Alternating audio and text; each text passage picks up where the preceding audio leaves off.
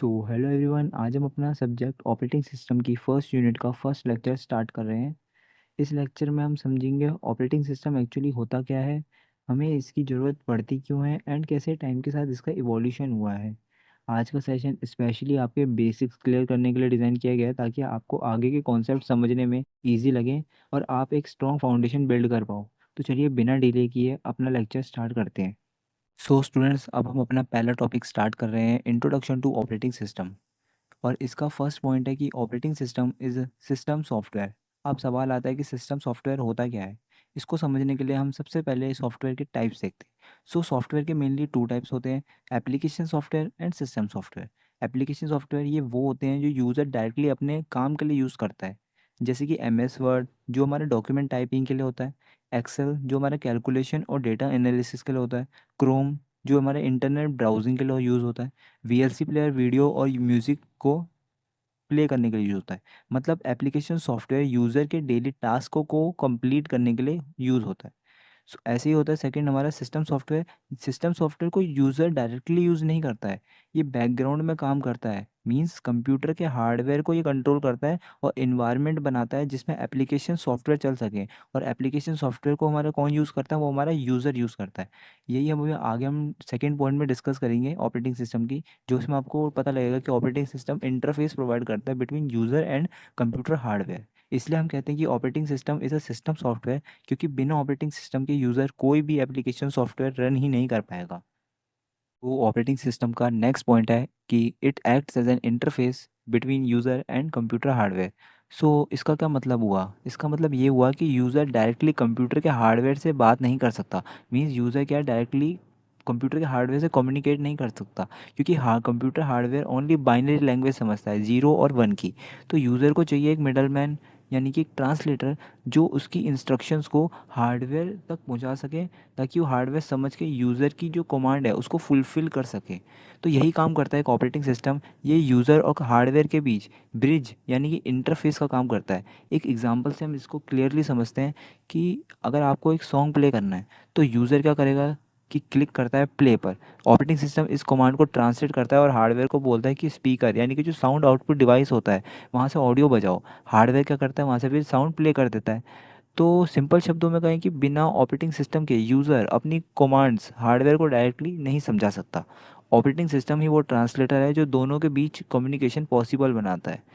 Without operating system communication is not possible between the user and the computer hardware. Now third point, operating system का next important role है कि it manages hardware software and resources. अब यहाँ manage का मतलब है कि computer के सभी पार्ट्स और प्रोग्राम्स एक ऑर्गेनाइज तरीके से काम करें बिना क्लैश या प्रॉब्लम के। तो सबसे पहले हमने बोला था ये मैनेज करता है हार्डवेयर को, तो सबसे पहले हम हार्डवेयर मैनेजमेंट पढ़ते हैं। कंप्यूटर के अंदर अलग अलग हार्डवेयर्स होते हैं, जैसे कि CPU, RAM, hard disk, keyboard, mouse, printer etcetera. Operating system decide करता है कि कौन सा हार्डवेयर कब और कितना यूज़ होगा। फॉर एग्जांपल के साथ समझते हैं कि आप एक फ़ाइल प्रिंट करते हो, मीन्स आपने एक फ़ाइल बनाई और उसको आप प्रिंट करवाना चाहते हो। तो ऑपरेटिंग सिस्टम प्रिंटर को कमांड देता है और इंश्योर करता है कि एक टाइम पे एक ही जॉब चले। मतलब जिस यूज़र ने सबसे पहले प्रिंट कमांड का यूज़ करा गया उसकी जॉब पहले परफॉर्म हो, बाकी यूज़र्स की बाद में परफॉर्म हो। नेक्स्ट है हमारा सॉफ्टवेयर मैनेजमेंट। इसमें क्या होता है कि एक कंप्यूटर में एक साथ मल्टीपल सॉफ्टवेयर्स रन होते हैं, और जो ये मल्टीपल सॉफ्टवेयर्स रन होते हैं इसको ऑपरेटिंग सिस्टम को हैंडल करना पड़ता है ताकि वो स्मूथ चल सकें और वो एक दूसरे को डिस्टर्ब ना करें। एग्जांपल लेते हैं कि जब आप यूट्यूब वीडियो देखते हो अपने PC में, मोबाइल में, तो उसके साथ कोई आप अदर पेजेस भी ओपन करते हो, जैसे लैपटॉप में आप MS वर्ड भी ओपन कर लेते हो, तो यूट्यूब वीडियो भी आप देख रहे हो और साथ में आपका MS वर्ड भी ओपन है। तो ऑपरेटिंग सिस्टम क्या करता है, इन दोनों सॉफ्टवेयर को बैलेंस करता है ताकि वो एक दूसरे को डिस्टर्ब ना करे। थर्ड है हमारा रिसोर्स मैनेजमेंट। रिसोर्सेज का मतलब होता है CPU टाइम, मेमोरी जिसमें रैम, स्टोरेज और इनपुट आउटपुट डिवाइसेस ये सब आ जाते हैं। ऑपरेटिंग सिस्टम इन सबको एलोकेट करता है जहाँ ज़रूरत हो। एग्जांपल के साथ समझते हैं, अगर आप एक हैवी गेम चला रहे हो तो ऑपरेटिंग सिस्टम उस गेम को ज़्यादा CPU और रैम देता है और बैकग्राउंड में चल रहे ऐप्स को थोड़ी कम देता है, जिससे सारी चीज़ें सही से चल पाएँ, रन कर पाएँ। तो सिंपल शब्दों में ऑपरेटिंग सिस्टम मैनेजर की तरह होता है जो इंश्योर करता है कि हार्डवेयर, सॉफ्टवेयर और रिसोर्सेज एफिशिएंटली यूज़ हों और सिस्टम स्मूथली चले। अब एक सिंपल क्वेश्चन उठता है कि ऑपरेटिंग सिस्टम की हमें ज़रूरत ही क्यों है, मतलब कि बिना ऑपरेटिंग सिस्टम के क्या कंप्यूटर चल ही नहीं सकता क्या? तो उसका जवाब समझते हैं हम पॉइंट बाय पॉइंट। सबसे फर्स्ट पॉइंट हमारा कि makes computer usable end user friendly. अगर ऑपरेटिंग सिस्टम ना हो तो कंप्यूटर सिर्फ एक डम मशीन होगा जो सिर्फ 0 और 1 समझता है। ऑपरेटिंग सिस्टम ही कंप्यूटर को ईज़ी और यूज़र फ्रेंडली बनाता है ताकि हम सिंपल कमांड्स या क्लिक से अपना काम कर सकें ईज़िली। सेकंड पॉइंट है हमारा manages hardware resources, CPU, memory and input output. So operating system computer के जो हार्डवेयर होते हैं उनके रिसोर्सेज को प्रॉपर्ली मैनेज करता है। जैसे हमने सेकंड पॉइंट में देखा था कि सीपीयू, मेमोरी और इनपुट आउटपुट लिखे थे, तो सीपीयू डिसाइड करता है कि कौन सा प्रोग्राम कब चले, और जो मेमोरी है वो मेमोरी क्या करता है, मेमोरी एलोकेट करता है प्रोग्राम्स को, और इनपुट आउटपुट डिवाइसेस जैसे कि कीबोर्ड, माउस, प्रिंटर, ये सब इसको हैंडल करते हैं। थर्ड पॉइंट है हमारा without operating system it is possible but very complex. So इसका मतलब ये है कि टेक्निकली कंप्यूटर बिना ऑपरेटिंग सिस्टम के भी चल सकता है, ऐसा नहीं कि नहीं चल सकता, लेकिन उस केस में यूज़र को खुद हार्डवेयर लेवल प्रोग्रामिंग लिखनी पड़ेगी डायरेक्ट कम्युनिकेट करने के लिए कंप्यूटर हार्डवेयर से। जैसे सीपीयू को डायरेक्ट इंस्ट्रक्शन देना होगा कंप्यूटर के हार्डवेयर को, ये बहुत टफ और थोड़ा टाइम कंज्यूमिंग है और प्रैक्टिकल भी थोड़ा नहीं हो सकता। फोर्थ पॉइंट है हमारा provide security, multitasking and efficient execution. So operating system आपके डेटा को सिक्योर रखता है, मल्टीपल प्रोग्राम एक साथ स्मूथली चलाता है, जिसको मल्टीटास्किंग कहते हैं। आप आने वाले सिलेबस में यूनिट्स में मल्टीटास्किंग और मल्टी प्रोग्रामिंग को डिटेल में पढ़ेंगे, वहाँ पर हम इसको बहुत डिटेल में इनका ओवरव्यू लेंगे। और ये क्या करता है, जब मल्टीपल प्रोग्राम एक साथ स्मूथली चलाता है, और ये क्या करता है, ओवरऑल सिस्टम को एफिशिएंटली रन करने में भी हेल्प करता है। जैसे कि जब एक साथ आप म्यूजिक सुन रहे होते हो, इंटरनेट को ब्राउज कर रहे होते हो, या फाइल को कोई डाउनलोड भी कर रहे होते हो, तो ये सब ऑपरेटिंग सिस्टम के मल्टीटास्किंग फीचर की वजह से ही पॉसिबल हो पाता है। सो कंक्लूजन सिंपल है कि ऑपरेटिंग सिस्टम कंप्यूटर को यूजफुल, सिक्योर एंड एफिशिएंट बनाता है। बिना ऑपरेटिंग सिस्टम के कंप्यूटर प्रैक्टिकली यूज़ करना लगभग लगभग थोड़ा इम्पॉसिबल है। अब हम देखते हैं ऑपरेटिंग सिस्टम का इवोल्यूशन, यानी इसका डेवलपमेंट टाइम के साथ कैसे हुआ। सबसे पहले था अर्ली कंप्यूटर्स जो 1940 से 50s तक था। इस टाइम पे कोई ऑपरेटिंग सिस्टम होता ही नहीं था। प्रोग्राम्स डायरेक्टली रन होते थे स्विचेस और पंच कार्ड के थ्रू।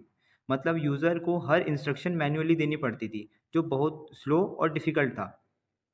उसके बाद आया बैच प्रोसेसिंग सिस्टम जो 1960s के टाइम आया था। इसमें जॉब्स एक के बाद एक एग्जीक्यूट होती थी, लेकिन यूज़र और सिस्टम के बीच डायरेक्ट इंटरेक्शन नहीं होता था। मतलब एक प्रोग्राम कंप्लीट होने के बाद ही दूसरा प्रोग्राम रन होता था। जब तक पहला प्रोग्राम एग्जीक्यूट नहीं होगा, कंप्लीट नहीं होगा, उसके तब तक दूसरा प्रोग्राम उसके बीच में नहीं आता था। उसके बाद आया multi programming and time sharing, ये 1970s से 80s के बीच आया। इस फेज़ में कंप्यूटर और एडवांस हो गए, मल्टीपल प्रोग्राम एक साथ रन होने लगे और यूज़र सीपीयू और मेमोरी को शेयर कर सकते थे इसमें। टाइम शेयरिंग का मतलब है कि एक ही सिस्टम को मल्टीपल यूज़र एफिशिएंटली यूज़ कर सकते थे। उसके बाद मॉडर्न ऑपरेटिंग सिस्टम आया जो 1990s से लेकर अभी तक चल रहा है। यहाँ से आज तक का एरा स्टार्ट हुआ था। अब ओएस जो है, ऑपरेटिंग सिस्टम जीयूआई बेस्ड हो गए, means graphical user interface based हो गए, जिसमें माउस और आइकन्स के थ्रू ईज़ी इंटरेक्शन होता है। साथ ही मल्टीटास्किंग, मोबाइल ऑपरेटिंग सिस्टम और क्लाउड कंप्यूटिंग जैसे एडवांस फीचर आ गए हैं अब। मतलब ऑपरेटिंग सिस्टम अब सिर्फ कंप्यूटर तक लिमिटेड नहीं रहा है, बल्कि मोबाइल और इंटरनेट बेस्ड सिस्टम का भी बेस बन गया है। इस तरह ऑपरेटिंग सिस्टम एक मैनुअल सिस्टम से इवॉल्व होकर आज एक स्मार्ट और यूज़र फ्रेंडली सिस्टम तक पहुँच गया है। ऑल राइट स्टूडेंट्स, आज हमने ऑपरेटिंग सिस्टम का एक बेसिक इंट्रोडक्शन समझा। हमने देखा ऑपरेटिंग सिस्टम होता क्या है, उसकी हमें नीड क्या है, और उसका टाइम के साथ साथ इवोल्यूशन देखा। हमने अर्ली कंप्यूटर से लेकर मॉडर्न सिस्टम तक देखा। आज का सेशन आपके लिए एक फाउंडेशन बनाएगा, जिससे आपको ओएस के आगे के टॉपिक समझना ईजी हो जाएगा। नेक्स्ट क्लास में हम पढ़ेंगे types of operating system services and GUI के कॉन्सेप्ट्स, जो और भी इंटरेस्टिंग होंगे। Thank you so much for your attention. मिलते हैं अगले लेक्चर में।